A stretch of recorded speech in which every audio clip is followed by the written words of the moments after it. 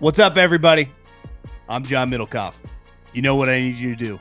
Subscribe to our YouTube channel. We got content for days reacting to every NFL game all the time, every single day. Subscribe, like the videos. Let's go.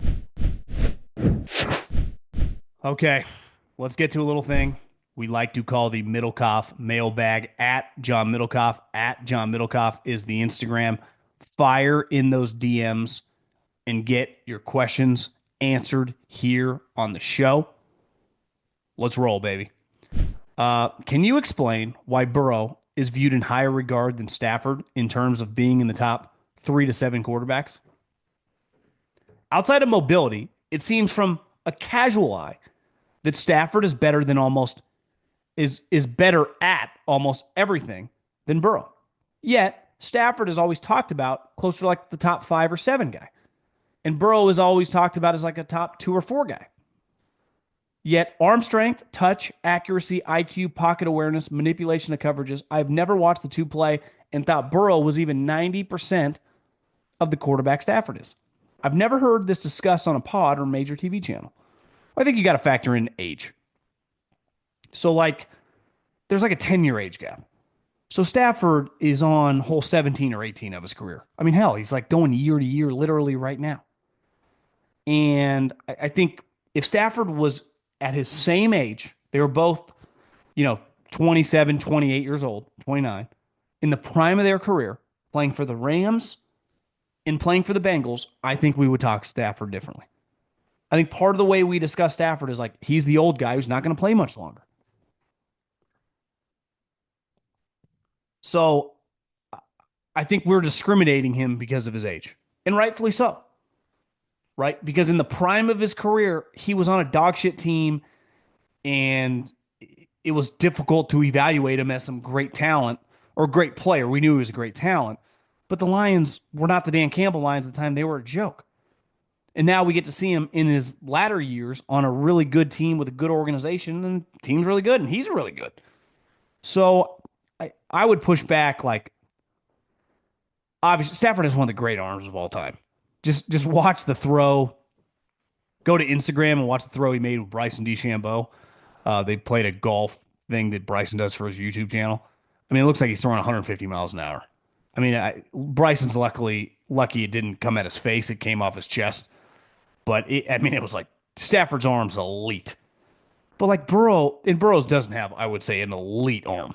But accuracy, football IQ, pocket manipulation. I mean, he's a great player. Great player. And they're different type players. But I think it just gets back to the age. It just gets back to the age. Plus, a couple years ago, Stafford led the league in picks. He throws a lot of interceptions, which, again, you're going to throw touchdowns. I don't care. Like Burrow just last year, the fall of 2024. Burrow was a better player. Would Stafford debate that? Browns take Travis at 2, then trade up with someone later for the Shedeur pick. Yeah, I would be very hesitant, and I get very uncomfortable when people go, the Raiders, they just extended Geno out on quarterbacks. The Seattle Seahawks, no drafting of quarterbacks.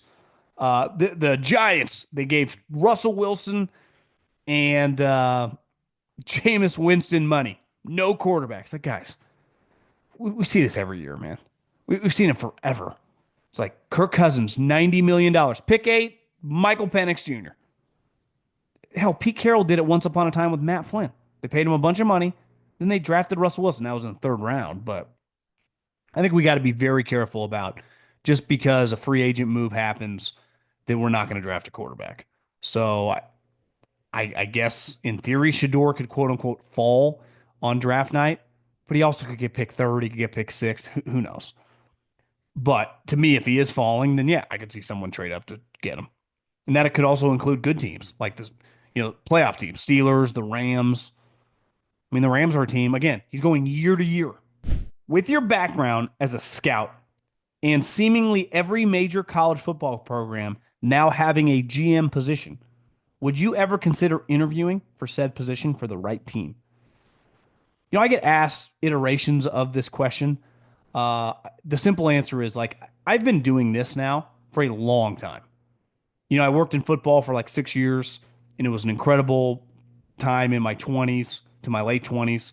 But like, I was meant to do this, and things have gone well. And I'm not a guy that's ever looked to get back in. I put all my chips in the middle of the table on this, and it's taken time over, a decade, but it's worked out. And if anything, it's expanding time. It's time to build a bigger operation. It's time to, you know, a, add more things to the table. So I have no desire to ever do anything football wise, beside maybe like one day if I have a kid who's probably won't be good at football, but maybe he'll play like flag football when he's a kid, like go to be his coach or something. I have a lot of friends that have interviewed for these jobs, and hearing what they offer, that I mean, some of them are paying, $1 million. But I hope those guys take those jobs, get those jobs, and enjoy it. But that is not for me. Uh, and I'm not one of those guys. Some people you see like go back and forth. Like I'm a talking guy. Like I'm a podcaster. Like that's what I do. I'm not like one of those guys that comes to podcasting, then goes back to football, and then goes back to like no, this is it. Not that it's not like I'm getting offered to get these jobs. Uh, and I won't, but if I did, which slim to none won't happen, I wouldn't even entertain interviewing with them. Longtime listener, first time writer. I really appreciate your perspective on life in general, personal finance, and I'm hoping to get your thoughts on big decision I'm currently facing. I'm in my mid 30s. I'm married and have 3 kids. I've also been operating a construction company with 2 partners for the past 4 years. Recently, we received serious interest from potential buyers and now have a formal offer on the table for $9 million. After taxes, fees, other expenses, my personal share would be approximately 1.9 million. That said, I'm in a great position. I pay myself very well, enjoy strong owner benefits, vehicles, fuel, business paid trips, and have a great quality of life. But there will always be a certain level of stress as an owner. I'd love to get your take on what factors I should be considering when deciding whether to move forward with the sale. Well, I just want to say congratulations. I mean, you guys built a company over, in less short period of time and turned this thing into, I mean, pretty closely to not far away from making it an 8-figure operation. That's that's fucking awesome. So congrats to you. Uh, Someone asked me a very serious question, not for the mailbag. Honestly, I don't even know if I was supposed to read that. I didn't say your name, but someone had asked me a very serious question. They were a younger person, and I've used this to anyone that's anytime that asks, some like hardcore advice. I'm a huge believer of this, and I was telling Maria this the other day. Like, you can tell and go to people like, what should I do? No one, even your partners, know better because they don't know like truly like your home situation, your kids. What you truly like means everything to you is like your gut. And I think your gut feeling, and I would imagine asking this question, you're leaning one way.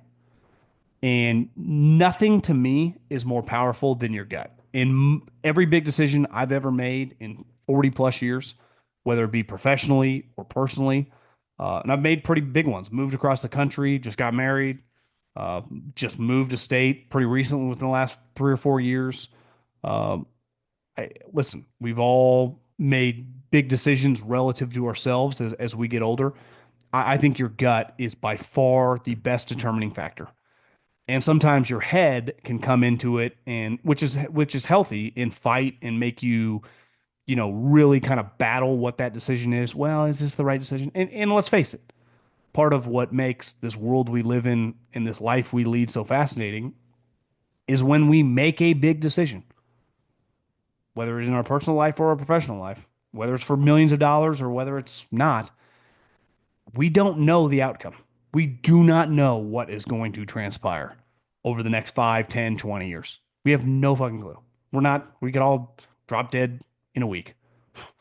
or we can live another, if we're 34 years old, another, who knows, with technology and health benefits, live another 70, 80 years, uh, which would be a long time. You'd be over 100, but you know what I mean? I, I do think you'd be way over 100 actually, but there's a benefit to owning your own company that once you receive that after taxes and you're in your mid 30s, so you have a lot of life to live. Now, I don't know if you have like another passion you're going to try to pursue, something you like more. Let's just assume that you like the construction business. You're clearly pretty good at it.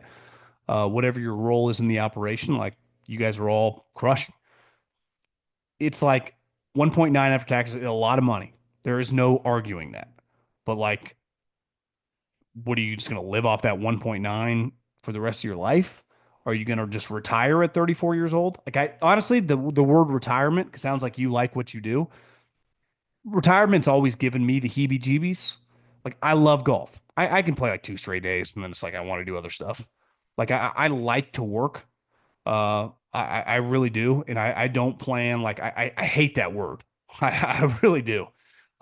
Mainly because a lot of people that I've admired in my life, like kind of just they love what they do and they work well into their 70s. And I think they like doing it. Now, there's some of these people are business owners like yourself, not like W-2 employees. Like my mom worked for the government, retired at 64 years old. Obviously, there are certain jobs you're going to retire, but like you need other things to fulfill your life. And I just, my thing would be the benefits of owning a company are pretty fruitful and not even just what your company is worth, but the way you live your life. Now, the stress aspect of it, uh, that's a huge element. Like if it's something that's driving you nuts, then I think you got to factor that in. If it's having an impact on your personal life with your family, then I think you got to factor that in. But I think it's fair to say the company you're operating, I think if I took an educated guess, you're probably paying yourself hundreds of thousands of dollars. You're living pretty well and benefiting from the equity of the company. And like you said, living through the company as you should. You guys took all the fucking risks. I would recommend keep ripping and rolling. Now, I saw, Buzz Williams, the coach formerly of Texas A&M, just took the Maryland job, and he's had like 7 jobs. He goes to Marquette, then he goes to Virginia Tech, then he goes to Texas A&M, now he goes to Maryland. And this guy was being interviewed, and I didn't even know who he was, but he said he was friends with Buzz. And Buzz essentially treats these jobs like a stock. He gets in low when they're shitty. He builds them up and makes them good, but then never stays around for like the second iteration of like, okay, let's take the next step and let's maintain this for 20 years that don't always work. And then you get fired. And then he just leaves and he just capitalizes on it. And it's like, if you knew that your company, it's like, this is peaked, like, we got to get out, then obviously it's a no brainer. But if you go wherever you live, whatever the market conditions, you're like, listen, might go through some ups and downs, but this is going to be a pretty good, fruitful business moving forward. I'd hold on. That'd be if you can handle the stress. Again, I'm not saying like from a greedy standpoint, but um, and again, if you think this is as good as it's going to get, then obviously, but like I don't know any of those answers. Just like most people, when you ask others for advice, like, what should I do to get involved with a football team? Like, I can give you the basic things, like, hey, knock on people's doors, shoot people email, try, but it's like you kind of just got to figure it out by yourself at a certain point, and your kind of gut kind of leads you that way. Like my dad, I didn't have family or anyone that like football coaches or NFL scouts. Like fuck, you just kind of got to figure it out, and you got to trust your gut. And usually, if you're a smart guy and you sound like one, I think you'll be okay.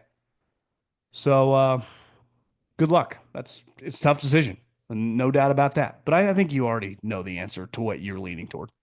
The fight for the jacket is on in Augusta. Get in on all the action at DraftKings Sportsbook. From the opening round through Championship Sunday, DraftKings Sportsbook has you covered with live betting, player props, and so much more. Have you never bet on golf before? Don't worry, I got you covered. I love it, and I do it all the time. You just have to pick a simple golfer to win the tourney and make your pick. It's that simple. They also got top 10s, top 20s, head-to-head, a lot of different options. Here's something special for first-timers. New DraftKings customers bet $5 to get $150 in bonus bets instantly. Download the DraftKings Sportsbook app and use the code JOHN. That's code JOHN for new customers to get 150 in bonus bets when you bet just $5 only on DraftKings. The crown is yours. Business alum from Cal Poly. You're always talking about life as a road warrior when you were scouting. Are you a big credit card guy? If so, what's your go-to bank for points? We actually, speaking of, what's the best sandwich in San Luis Obispo? Hotly debated amongst the boys group chat the other day. Well, obviously, when you're traveling a lot, and most people, if you're listening to this, business travel a lot, you're going to do something that involves an airline or a hotel. So when I was scouting, I did the Marriott points, and I've done that forever. And we recently, it should be announced here relatively soon, got actually a credit card company with some points that actually I think is going to be, I just started using it. The points thing, in theory, it sounds great. But I started thinking the other day with how much money I spend on a credit card on a yearly basis and what I get at it from the Marriott points. Like, okay, you got a free 2 nights JW for the Super Bowl. It's like, okay, great. I spent 6 figures on my fucking credit card bill this year. It's like, that's all I'm getting here. And it feels good when you get a free night hotel, but it's like, are they taking advantage of me? So I've made a little pivot here recently, and we'll be talking about that here in the near future. But I think most guys in the scouting circles, they spend so many nights in Marriott's that it's like negligent to not just be a Marriott guy because you get so many benefits. Best sandwich. I mean, it'd have to be the tri-tip at Firestone, which some would argue is the best tri-tip in America, which is crazy to think that in Central California, tri-tip sandwich, there's got to be places in like where barbecue's hot. Doesn't get any better. And I'd put Firestone fries, tri-tip fries, elite. If you're just talking normal sandwich, I haven't lived there I'm 40 years old, so I haven't lived there in 18 plus years. Uh, Probably High Street Deli. That was big when I was there. Had a pretty good deli sandwich. Question for the mailbag. Do you think Jordan Love is good enough to win a Super Bowl with the Packers? I've seen flashes of excellence the second half of his first season as a starter, as well as the playoff win versus the Cowboys. He dealt with injuries last season, so I think that's why he had a bit of a down last year. Also, where would you rank him as a quarterback? Would you love to know your thoughts? I think he's tough to rank. I would say, I used to get this sometimes in school, like incomplete, INC. They even, I mean, some of your kids probably going to schools where they don't even give out grades. We got grades, and if they weren't high enough, I came from a generation where you got your ass kicked, but those days are long gone. But I did get my fair share of INCs, so I think it's fair to do incomplete. He's a really talented guy, a lot of unknown. Last year was pretty bumpy.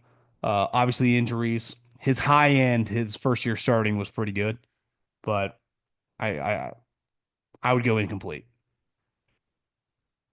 Is he good enough to win a Super Bowl with?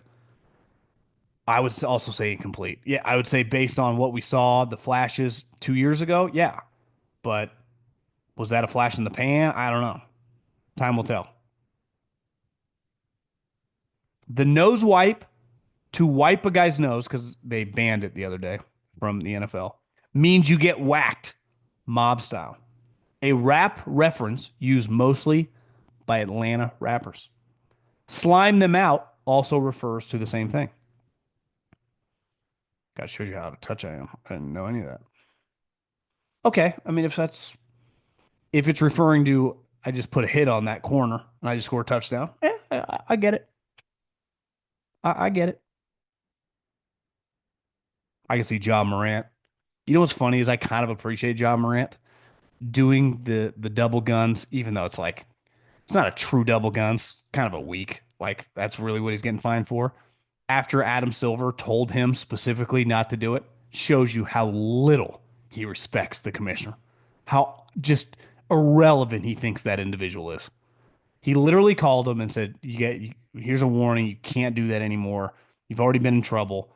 Somehow you got suspended for like 40 games or 25 games for brandishing a legal weapon that you owned legally, but Adam Silver's like, you cannot do that anymore. And Jaw's like, yeah, I'll fucking do it 5 minutes into the next game. What are you going to do about it? I'm going to fine you 75 grand. Jaw's like, I make $35 million. Dollars. Uh, I appreciate that move by Jaw.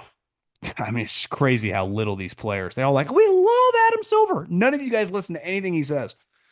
I'd love him too. It's like, I love my substitute teacher. Didn't make us do anything. Do you think the increase in trades and player movement in general in American sports is now similar to what we see in soccer? Do you think American sports will follow suit with more coaches being signed from other teams like what happened in soccer? My phone's kind of freaking out here. I didn't. Can you just buy a coach like you can buy a player in soccer? I would say that is never going to take place here. If you get a good coach in basketball, football, baseball, none of the managers make any money. I can't really speak to hockey, but in basketball and football, he's never going to be available.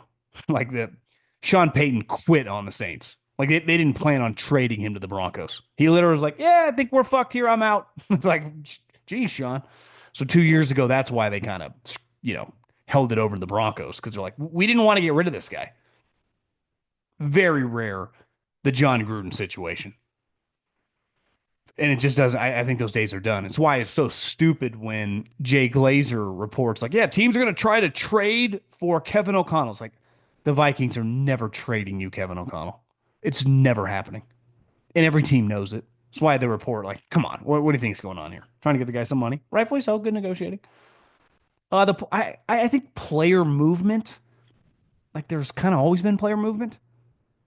I mean, maybe the NFL trades more, but I mean, I think we've seen guys moving teams my entire life.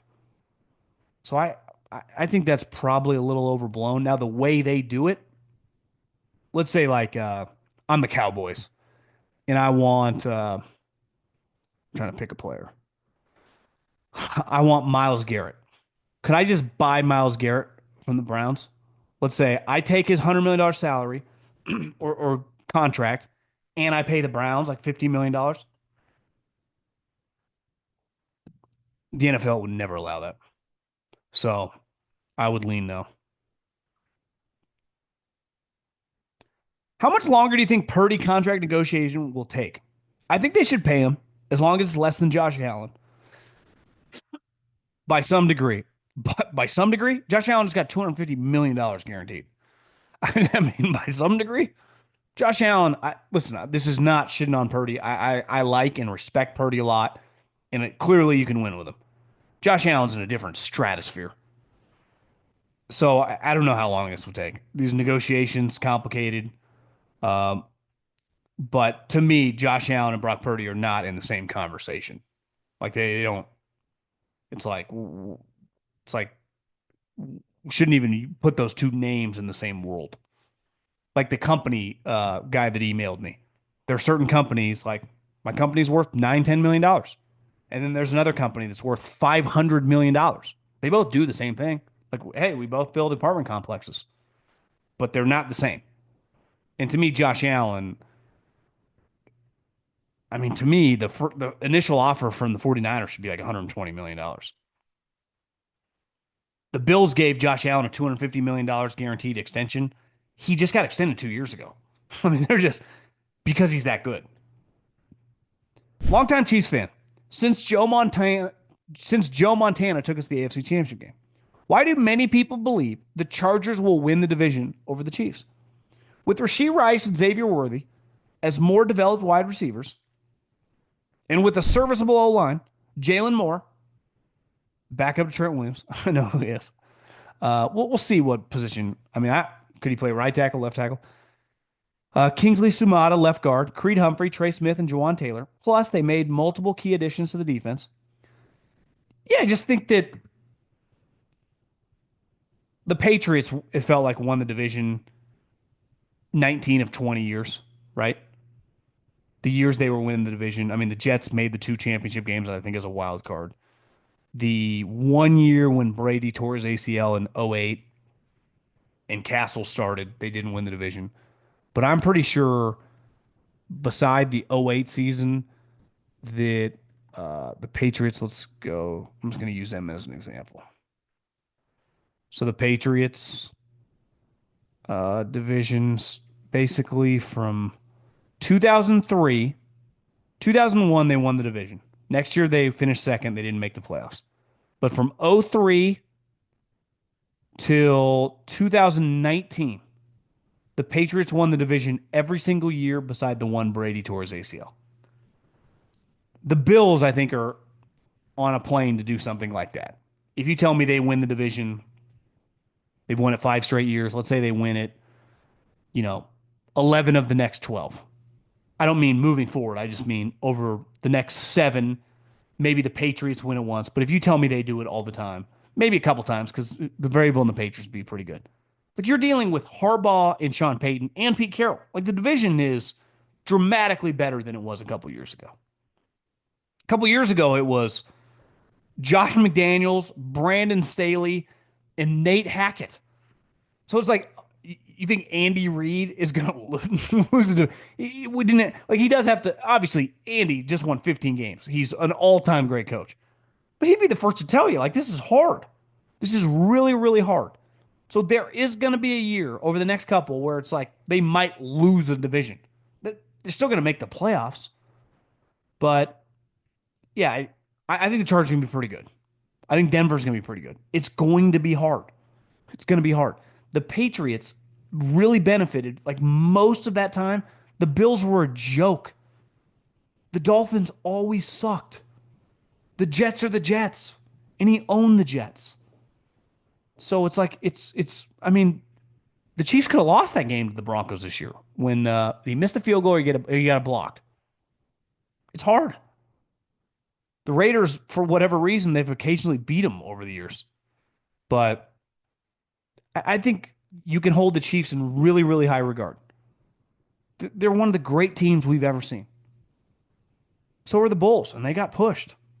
It's like doesn't mean you always win the division. Still, you can still win the Super Bowl. Hell, the Chiefs one year might win the Super Bowl as a wild card.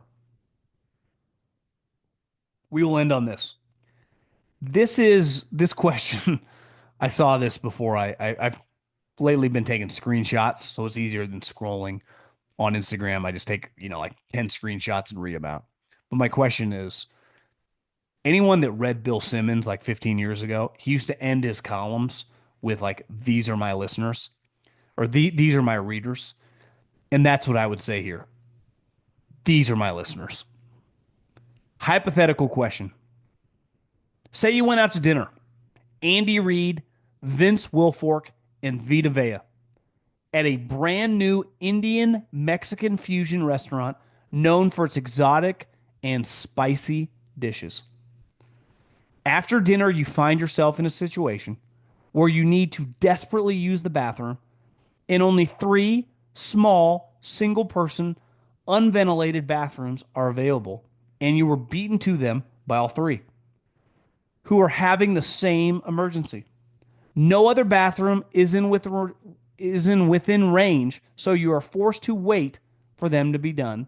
And amazingly, after what feels like an eternity, they are all done at the same time. The question is, which bathroom do you choose to go to and why? It's a great question. And anyone that's ever had those moments, I vividly remember having one of those moments driving from Cal Poly to Fresno in California.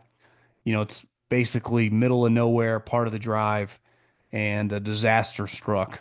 Different than this situation, but just had to pull over and side of the road, middle of nowhere. I might have used like my t-shirt to wipe. But in this situation, I think you don't even care. At that point in time, it does not matter. The no ventilation thing is just probably the most underrated part about this, right? Courtesy flushes with no ventilation don't have the same power when there is a fan. I used to remember when I moved to San Francisco, a lot of the apartments slash condos, whatever you consider them, are old. So you would be with other people, especially if you're a single guy or single girl dating, in a lot of their bathroom situations, and maybe if you live in big city like New York, you can relate to this. Some of the bathrooms just don't have a fan. And to me, the no ventilation, no fan means if you have thin walls, you can kind of hear what's going on there. So it's not even just the smell, which in this situation would not be great. It's the sounds, right? It's why sometimes if you're in that situation, you turn on the sink or something, maybe the shower, so no one hears you. Listen, I'm obviously in an emergency uh, situation. You know, beggars can't be choosers here. You just kind of got to do what you got to do. But I'm kind of like a shitter elitist. I don't like sitting next to people in public restroom. Not that I won't use a public restroom, have no problem with doing that.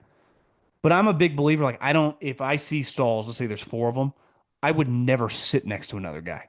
And when another person comes in when I'm in one, I get very like I don't like that feeling. That's a very I'm an isolationist when it comes to that. I remember when I was at Cal Poly, I by the time I was like my senior year, I had three or four bathrooms throughout campus that were like high end deans, bathroom that they used that no one really knew existed that I would hit. Like I would never use the other bathrooms. A hack for travelers. If you're ever in a predicament, especially in an area that you don't know, go to a hotel. Like, don't pull into the McDonald's or the Jack in the Box or Chevron. Go to like the local Marriott or Hyatt or whatever, and just walk right in and just go to the bathroom. They're always nice and taken care of. And then you just walk right out. It's not like they question you. They don't know who's coming in and out. That's always been a hack. But to your question, um, in those situations, it's out of your control. You just go to the first door you see and you just deal with it. Um, yeah, I appreciate the question though. I really do.